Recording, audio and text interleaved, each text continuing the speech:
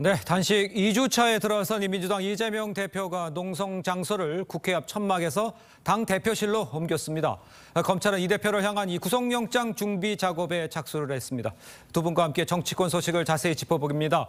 김영우 전 자유한국당 의원, 김용은 전 민주당 선대위 대변인 나오셨습니다. 안녕하십니까? 네, 안녕하세요. 네, 반갑습니다. 자, 이 대표 단식 14일 차에 들어선 어제 민주당 이 대표의 건강 상태에 대해 브리핑을 했습니다. 직접 들어보겠습니다. 저체온증 등으로 인한 신체 기능의 저하 증상을 보이고 있습니다. 어제부터는 부정맥의 빈도가 많아지고 있습니다. 체중 감소도 상당하여서 지금이라도 단식을 중단하는 것이 바람직합니다. 향후 심각한 이상 소견이 발생할 경우 즉각적인 단식 중단을 강력 권고할 계획입니다. 자, 지금 직접 들으셨습니다만 이재명 대표 신체 기능 저하 상태에 지금 보이고 있지만 이 주변에서도 만류를 하고 있죠. 그렇지만 장소를 옮기면서 단식 의지는 이재명 대표 굽히지 않고 있습니다. 단식이 이어가고 있는 모습인데, 자, 이 대표의 모습은 어떻게 평가를 하고 계십니까? 지금 상황에서. 좀 심각하죠. 네. 근데 원래 단식이라고 하는 것은 이 출구가 없고 달리 방법이 없을 때 하는 마지막 수단이에요. 그렇죠. 그런데 지금 이재명 대표가 단식을 함으로 해가지고 네. 오히려 지금 민주당의 출구가 꽉 막혀 있습니다. 그리고 민주당의 탈출구가 없어진 거죠. 그리고 민주당이 야당으로서의 기능도 완전히 지금 마비가 된 거예요. 그러니까 이제 이재명 당대표는 민주당의 주인은 나야라고 하는 생각을 가지고 지금 당대표가 단식을 하는 것 같아요. 예.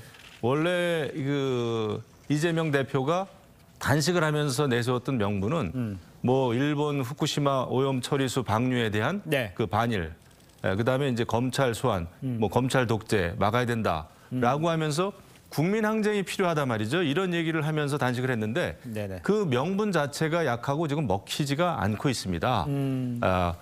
그 후쿠시마 오염수 문제도 그렇고요. 그다음에 검찰 소환과 관련해서도 이것이 어떤 뭐 민주주의를 지키기 위한 민주주의 가치를 위한 그런 단식이라든지 검찰 소환에 대한 투쟁이 아니지 않습니까? 네. 부패 혐의거든요. 그렇기 때문에 국민 항쟁이 일어나고 있지 않다. 그리고 지금 이제 정기 국회 시즌인데 그렇죠. 야당으로서 해야 될 일이 너무나 많거든요. 대정부 질문도 그렇고 국정감사도 그렇고 또 예산심의도 그렇고. 근데 지난번에 야당의 대정부 질문 성공했습니까? 전혀 아니거든요. 그래서 결국은 민주당은 지금 이재명 당대표 때문에 오히려 출구가 완전히 막힌 상태다. 이렇게밖에 볼 수가 없습니다. 명분이 마땅치 않고 출구가 막혀 있는 상태에서 야당의 기능마저 상실한 상황으로 몰렸다. 이렇게 지적을 해주셨습니다. 오늘로 단식 15일째인데요. 문재인 전 대통령도 이제 노영민 비서실장을 통해서 만류하라 이런 뜻을 전했다고 합니다.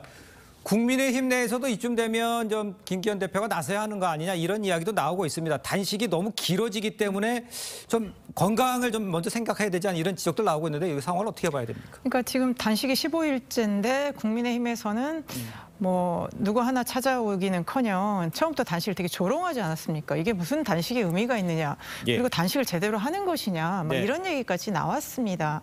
뭐 물론 단식에 대해서 생각이 다를 수는 있겠지만 어쨌든 간에 정치를 같이 해야 되는 야당 대표가 저렇게 단식을 오래 하고 있으면 그래도 누구 한 번쯤 와서 이러지 말고 단식을 그만두고 우리 함께 다시 국회에서 논의를 합시다. 이런 게 어떻게 보면 인지상정이 아닐까 싶은데 지금 뭐 전혀 그런 기미가 없고요. 오히려 이전에 단식을 직접 해봤던 김성태 전 원내대표나 아마 이정현 전 대표는 본인이 직접 해봤기 때문에 이 상황이 얼마나 절박하고 어려운 걸 아니까 그래도 국민의힘 측에서 이 정치적인 이런 대결과는 무관하게 그래도 찾아보는 것이 당연한 거 아닌가 이런 얘기를 하고 있습니다. 그런데 뭐 지금 국민의힘이나 뭐 특히 대통령 용산이나 전혀 이거에 대해서 생각이 없는 것으로 보여지는데 마치 무슨 민주당과 이재명 대표가 어떤 출구가 필요해서 국민의힘이나 다른 사람들이 와서 단식을 그만두십시오. 이런 모양새가 아니라 정말 기본적으로 국민의힘이 어떤 인간에 대한 어떤 인정, 인지상정 그리고 같이 정치를 해야 되고 국정을 이끌고 가야 될 그런 하나의 그 사람들로서 이 부분에 대해서는 최소한의 성의를 보여주는 것이 바람직하다고 보여집니다. 일단 이재명 대표는 그 주변의 만류에 대해서 계속 단식을 이어가겠다 이런 의지는 계속 표명하고 있다 이렇게 이해를 좀 할 수가 있을 것 같습니다. 그런데요, 일단 그 민주당 인사들이요 연일 이 대표의 단식장을 찾고 있는 모습이죠. 일각에서는 단식장을 찾는 목적이 야 이거 총선 공천을 염두에 둔 거 아니냐, 이른바 눈도장 찍기 아니냐 이런 이야기 나올 수 있는 것 같습니다. 그 모습은 어떻게 보십니까? 그 당의 당 대표가 단식을 하면은 당연히 이제 소속 그 국회의원들은 찾아가게 돼 있죠. 예, 그거는 뭐 저는 인지상정이다 생각을 하는데, 물론 또 정치권에서 벌어지는 일이니만큼 내년 총선 대비해서 뭐 네네. 그런 눈도장 찍기요, 뭐 그럴 수도 있겠습니다. 네네. 그런데 이 대목에서 더 심각한 것은 이렇게 되면은 당이 내부로 더 골마 터진다는 거예요. 어떤 면에서? 왜냐하면은 예. 당 대표가 단식을 하기 시작하면은 또 단식의 그 기간이 점점 지금 길어지고 그렇죠. 있는데 예.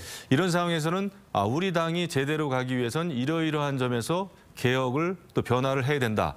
이런 목소리가 나오기가 힘든 거죠. 네. 인간적으로. 또 이렇게 되면은 아마 이재명 당대표에 대한 체포동의안이 국회에 넘어오게 되면은 예. 어떻게 그 체포동의안을 가결을 하겠습니까? 민주당 의원들이 인간적으로. 예. 당대표는 굶고 있는데 말이죠. 네. 그래서 결국 민주당은 내부적으로는 더 골마 터질 가능성이 있다. 현실적으로 풀어야 되고 해결해야 될 과제들이 굉장히 많음에도 불구하고 네. 현실적으로 이것을 타결해 나갈 수 있는 방법이 없어지는 겁니다. 그래서 단식이라고 하는 것은 그 야당을 지금 무력화시키는 것이고 오히려 예. 기능을 마비시키는 것이고 출구를 막아버리는 거죠. 그래서 이재명 당대표는 너무나 이기적인 겁니다. 이런 상황에서는. 예, 당이 활력을 되찾을 수 있는 길을 열어줘야 되는데 예. 결국 이재명 당대표만이 모든 이슈를 블랙홀처럼 지금 빨아들이고 있지 않습니까? 네. 저는 그런 점에서 민주당이 안고 있는 가장 큰 문제는 바로 그거라고 생각을 해요. 알겠습니다. 자, 이런 상황에서 이제 그동안 이 대표와 대립각을 세웠던 박지원 전 비대위원장 단식장을 찾아가서 눈물을 보이기도 했습니다. 그러니까 이제 주변에서는 둘이 많이 부딪혔었잖아요. 초현실적으로 기괴하다 이런 이야기까지 나오고 있습니다. 박지원 전 비대위원장의 저 행동은 어떻게 보십니까? 그래서 아마 전 두 가지의 상반된 면으로 다 볼 수 있다고 봐요. 네. 그러니까 이게 밖에서 우리가 멀리 볼 때와 직접 정말 단식해서 수척해 있는 사람을 봤을 때는 꼭 내가 그 사람을 뭐 지지하거나 가깝지 않더라도 순간 보면 좀 감정이 울컥하는 거는 좀 당연한 거거든요. 예. 그랬을 때 이제 박지원 전 위원장이 가서 보니까 뭐 그렇게 감정이 뭐 북받칠 수 있는 거죠. 그리고 네. 박지원 전 비대위원장이 제가 요리를 잘하니까 나중에 뭐 회복식도 해드리겠다 뭐 이런 얘기를 했는데 예. 이거를 또 멀리서 보는 또 입장에서는 갑자기 왜 저희 가서 울고 있지? 약간 좀 뜬금없다. 그러니까요. 예. 그런 두 가지를 다 볼 수는 있을 것 같아요. 그래서 박지원 전 비대위원장이 당사자 입장에서 현장의 감정은 뭐 네. 충분히 이해할 수 있는데 또 뭐 언론이나 이 영상을 통해서 간접적으로 보면 아니 뭐 그러면 이전에 좀 뭐 이재명 대표하고 잘하지 이제 와서 갑자기 울면서 뭐 회복식 얘기를 했다. 그러면 이게 좀 뜬금없지 않느냐. 저는 뭐 두 가지로 다 볼 수 있을 거라고 보여집니다. 알겠습니다. 자, 이런 상황에서 이제 14일 동안 이제 단식을 하면 기력도 많이 떨어지고 판단도 어려워지고 몸도 많이 아프겠죠. 이런 상황인데 이제 야당이 이종섭 장관 탄핵 추진하던 차에 이 장관이 먼저 사의를 표명했고 어제 개각 발표가 있었지 않습니까? 그러니까 언론 보도에 의하면 이 대표가 탄핵안을 신속하게 추진하지 않은 것 이거에 대해서 지도부에 대해서 불만을 토로했다고 그래요. 단식 중에 야당 대표로서 당무 수행은 하고 있다. 이런 평가를 보고 있는데 이건 어떻게 평가를 하십니까? 그 이종석 국방부 장관에 대한 그 탄핵 이걸 당론으로 정한 민주당은 분명히 문제가 있습니다. 네. 지난번에 이상민 행안부 장관도 탄핵을 추진해가지고 어떤 일이 벌어졌습니까?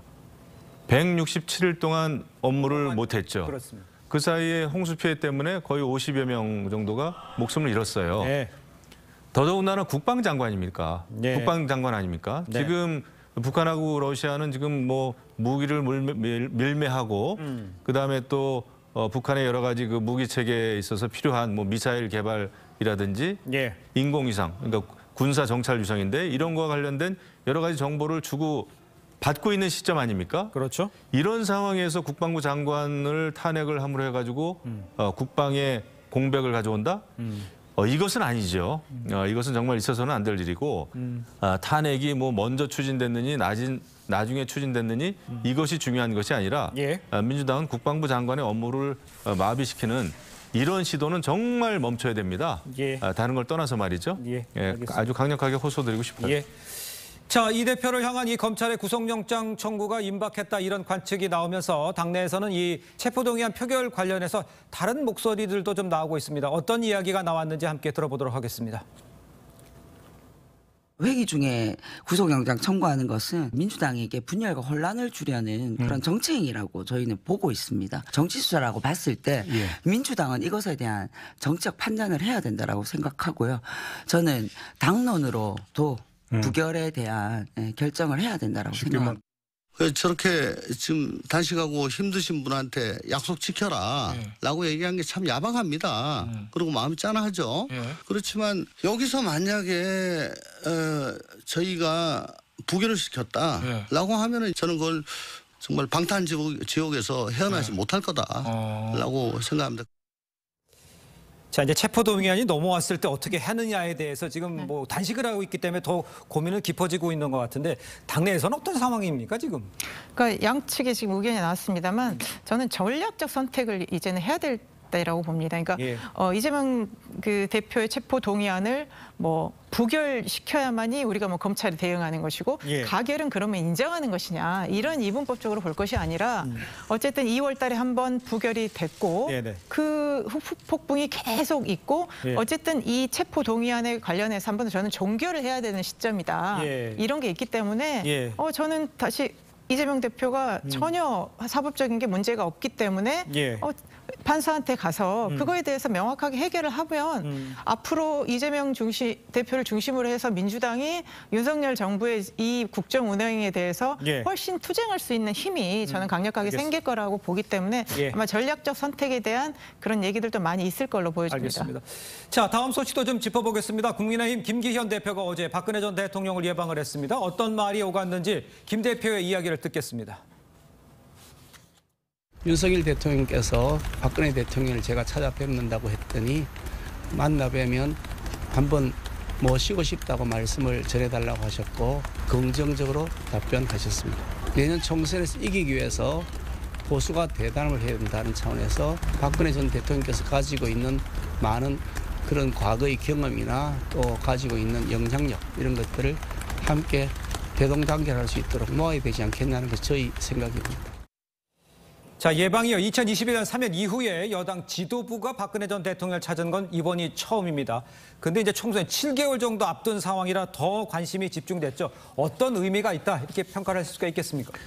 뭐 집권 여당 당대표가 전직 대통령을 만나는 것은 너무나 당연한 일이다. 오히려 굉장히 만시지탄인데요. 예. 여러 가지 우여곡절이 있었습니다만은 하지만 굳이 내년 총선과 연결시키기도 어렵습니다. 그렇습니다. 그리고 예. 이제 박근혜 전 대통령이나 이명박 전 대통령의 경우는 문재인 전 대통령하고는 좀 다른 것 같아요. 뭐 네. 국정 이슈에 대해서 사사건건 의견을 낸다든지 그런 정치 활동, 정치 행위를 하고 있지 않습니다. 예. 그렇기 때문에 오히려 그냥 당대표가 전직 대통령 만나는 것은 그 자체로서 필요한 일이고 당연한 일이고요. 네.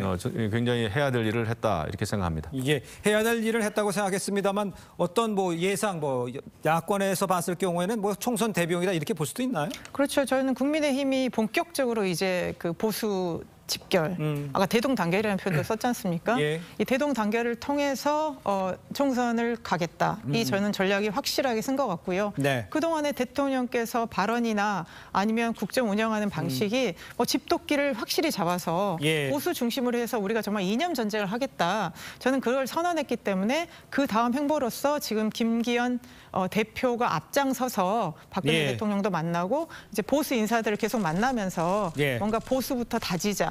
이런 건 저는 총선의 그 네. 전략과 행동이 좀 실행됐다 이렇게 예. 생각합니다. 지금 보수 결집 언급을 해줬습니다만 이명박, 이 박근혜 두 전직 대통령 보폭 행보를 조금씩 넓히고 있는 모양새죠. 보수 결집에 도움이 될 것 같으세요? 어떻게 보십니까? 그 보수 결집이라는 차원에서 보는 건 전 맞지 않다고 봐요. 그렇습니까? 이제 예. 전직 대통령들은 이렇게 여러 가지 그 자연스러운 행동을 하고 지인들을 만나고 이런 것은 자연스럽습니다만은 네. 만약에 이제 전직 대통령들이 어떤 국정 이슈에 대해서 하나하나 의견을 피력하기 시작하면은 보수가 분열될 가능성도 굉장히 있습니다. 총선이라고 하는 것은 결국은 사람이 그 후보로 나와가지고 투표를 하는 거 아닙니까? 그렇기 때문에 이것이 이쪽 사람 저쪽 사람 나서기 시작하면은 굉장히 오히려 보수의 분열을 가속화시킬 수도 있다. 그런 측면에서 아마 두 전직 대통령은 굉장히 지혜롭게 대처하지 않을까. 사실 지금 문제가 되는 것은 문재인 전 대통령의 정치 관여입니다. 여러 가지 일에 대해서 지금 계속 페북에 글을 올리고 의견을 내지 않습니까? 그렇죠. 그럴 경우에 과연 그 진보 쪽에서 단합이 됩니까? 저는 그렇지 않다고 보거든요. 오히려 내년 총선에 걸림돌이 되죠. 그래서 전직 대통령들은 아마 그런 식으로 총선에 개입하지는 않을 것이다. 물론 전직 대통령의 어떤 뭐라 그럴까요? 힘을 빌려서 출마하려고 하는 사람들은 많겠습니다만은 그건 또 자유죠.